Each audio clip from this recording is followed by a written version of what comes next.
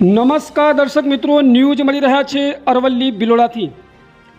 Biloda BRC ચેતના પટેલ દ્વારા શાળાના બાળકો માટે એસસી અસ્વચ્છ બાળકો શબ્દથી ઘોર અપમાન કરવામાં આવ્યું છે। આઝાદીના 77 વર્ષ બાદ પણ જાતિવાદી માનસિકતા જીવિત છે। હમણાંથી તો સવર્ણ કોમમાં જાતિવાદ પાંગર્યો હોય એવી પ્રતીતિ આ સોશિયલ મીડિયાના શૈક્ષણિક વિભાગમાં ફરતા મેસેજ અને સરકારી પરિપત્રમાં દ્રષ્ટિગોચર થાય છે।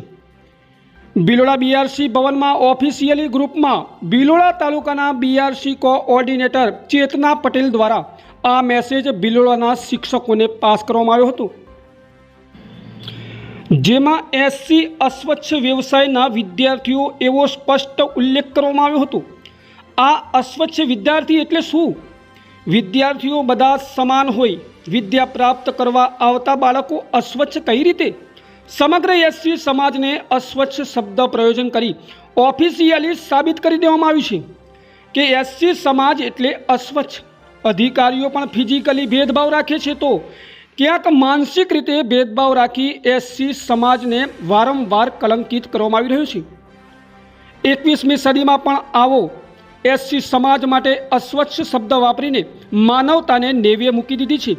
શું સવર્ણો ઘરમાં, ફળિયામાં, શાળામાં સફાઈ નથી કરતા? શું તેઓ પોતાના શરીરની સફાઈ નથી કરતા? શું તેઓના શરીરમાં રહેલી ગંદકી મળ રૂપે બહાર નથી કાઢતા? શું તેઓના ઘરમાં ઉંદર, બિલાડી કે કૂતરું મરી ગયું હોય તો તેઓ સફાઈ નથી કરતા? શું સવર્ણો લેધરના બૂટ, ચપ્પલ નથી પહેરતા? શું સવર્ણો લેધરના બેલ્ટ નથી પહેરતા? શું સવર્ણો લેધરનું પર્સ નથી રાખતા? તો તે સવર્ણ સમાજ માટે અસ્વચ્છ શબ્દ પ્રયોજન કેમ નથી કરવામાં આવતું? આ એક મોટો ઉદ્ધાર છે, આ એક મોટો યક્ષ પ્રશ્ન છે। ડૉક્ટર બાબા સાહેબ આંબેડકરે આખા ભારતને એક કરવા અને અખંડ ભારતના હિત માટે લડત આપી હતી, નહીં કે કોઈ એક સમાજ માટે।